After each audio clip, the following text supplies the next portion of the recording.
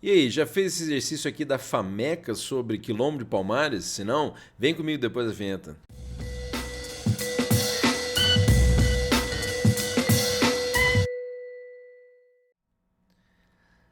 É isso aí, sua louca, seu louco. Aqui é o Prof. Elvis História em Casa nessa resolvidinha do saber, porque hoje a gente vai de exercício aí, mas antes de continuar, é claro, já dá um like aí no vídeo, por favor, se inscreva no canal se não é inscrito, ativa o sininho e também segue a gente lá no Instagram e no Facebook do Prof. Elvis História em Casa, além de ouvir o nosso podcast no Spotify. Não esquece de compartilhar o canal com a galera também e, é claro, deixe os seus comentários aí para eu saber o que você está achando aí dos vídeos, dos exercícios e de todos os, os comentários que eu estou fazendo aí para você.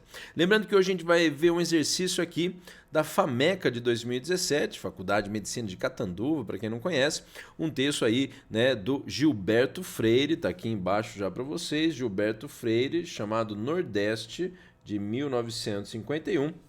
Num texto aí de Carlos Guilherme Mota e Adriana Lopes, História do Brasil 2008.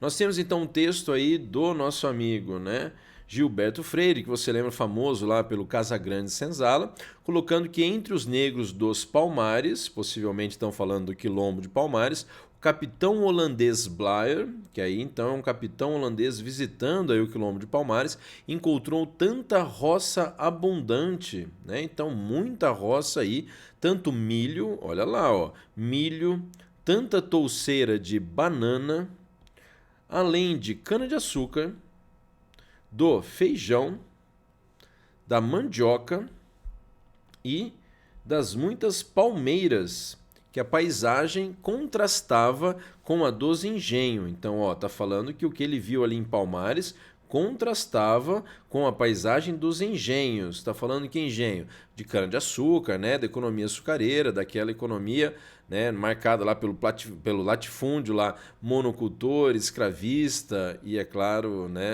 agroexportador. Tá aí para vocês então, com a dos engenhos, só canavial e resto de mata. Então ele está falando que lá no engenho só tinha canavial e resto de mata, não tinha mais nada lá, certo? Então olha o que o exercício coloca aí para gente. A visão do Quilombo de Palmares, então a visão que é oferecida pelo texto, a visão então que o texto coloca para gente do que o capitão holandês falou, de novo, tinha um monte de roça abundante, tinha um monte de produção aí agrícola diferenciada, milho, banana, cana-de-açúcar, feijão, mandioca, palmeiras, contrastando aí com a paisagem do engenho, que era só canavial e resto de mata. Bom, tá aí para vocês então, na letra A, valorização do modelo de sociedade igualitária e harmônica implantado no Quilombo. Então, um modelo de sociedade igualitária e harmônica implantado no Quilombo que reproduzia os padrões de vida africanos da época. Primeiro de tudo, acho que apesar de você colocar de uma certa sociedade igualitária ali, não sei se era tão harmônica também.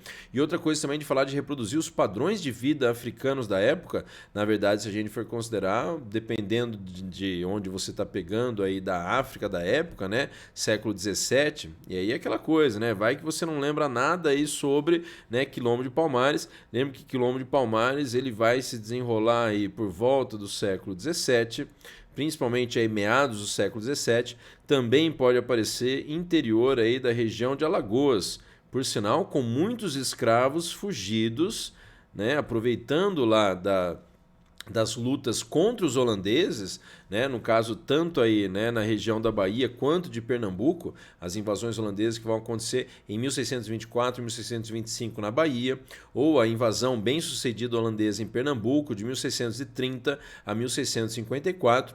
Essas invasões são marcadas por conflitos com os locais, com tanto a população na Bahia quanto a população em Pernambuco, que acabou então também no conflito com os holandeses, meio que permitindo ou não se preocupando tanto em manter lá o escravo na sua fazenda. Por isso que você tem de que muitos escravos fugidos da Bahia ou fugidos de Pernambuco vão para o interior de Alagoas e vão acabar compondo aí justamente né, o maior quilombo da história do Brasil, que é o Quilombo de Palmares, que não era só um quilombo, né, eram, na verdade, vários quilombos juntos, e também lembrar que não tinha só, né, escravos fugidos, pretos libertos, mas também até pode falar da presença, em menor quantidade, mas de indígenas e até de alguns brancos pobres aí.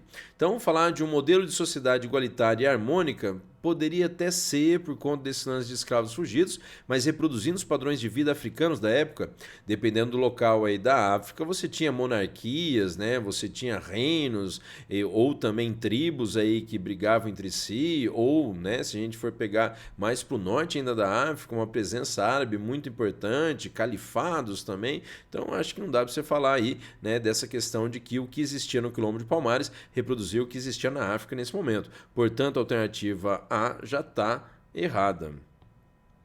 Vê aí, se você concordou, se você entendeu. Se você não entendeu aí, escreve depois nos comentários aí o que você não entendeu. Mas vamos para a letra B agora aí na sequência. Está aí então falando que, né, a visão do texto apresenta um lamento face à inexistência, olha lá, né, você viu ele lamentando alguma coisa? Face à inexistência, olha lá, de espaços institucionais, de espaços ligados, por exemplo, ao Estado, a um governo, de um diálogo, olha lá, de diálogo entre quilombo, né, entre os quilombolas, entre os moradores de um quilombo e o bandeirantismo de contrato ou bandeirismo de contrato.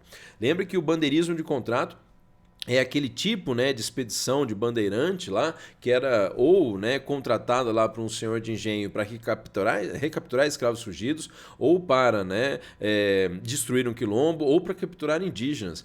Então, na verdade, assim, né, um bandeirismo de contrato, o principal alvo de uma bandeira, se for ver, era um quilombo.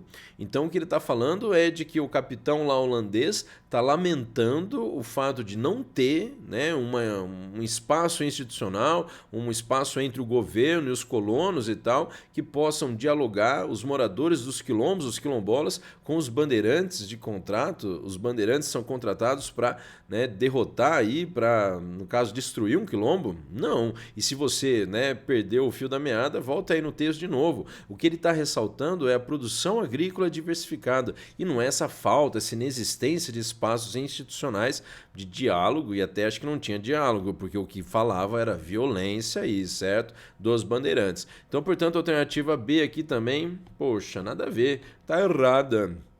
Vamos para a alternativa C, então, na sequência aí para vocês.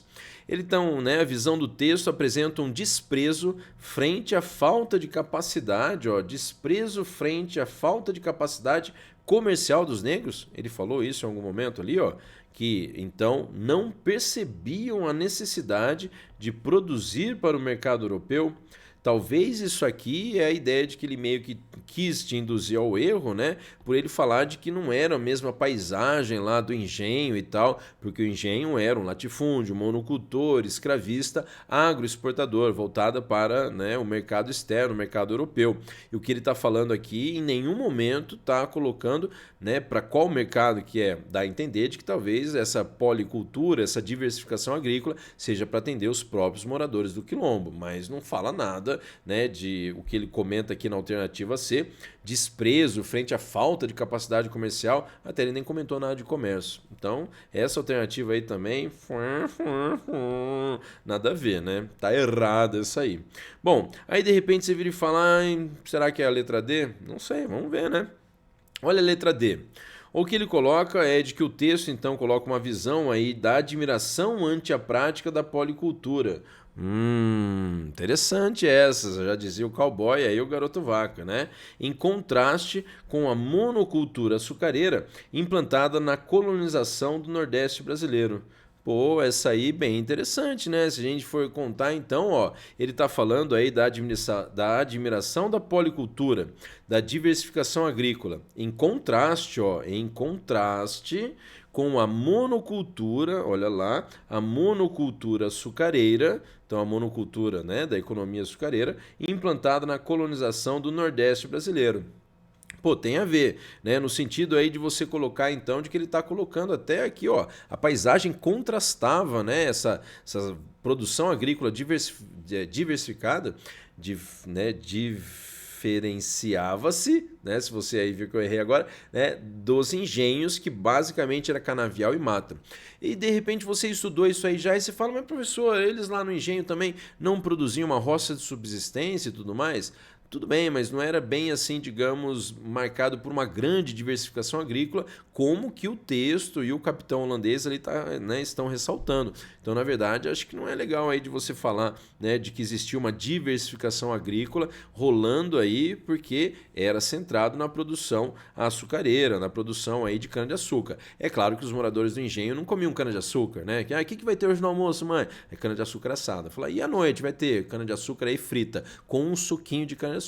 Não quer dizer que eles só, né, plantavam cana-de-açúcar e comiam cana-de-açúcar, mas de que predominava a monocultura.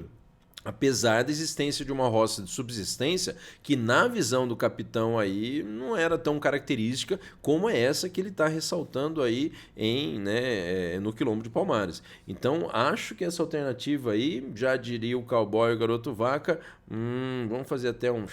né? Fez um cupido aqui, uma flecha do cupido para você. Essa letra D tá interessante, então. Vamos para a letra E, então, na sequência aí.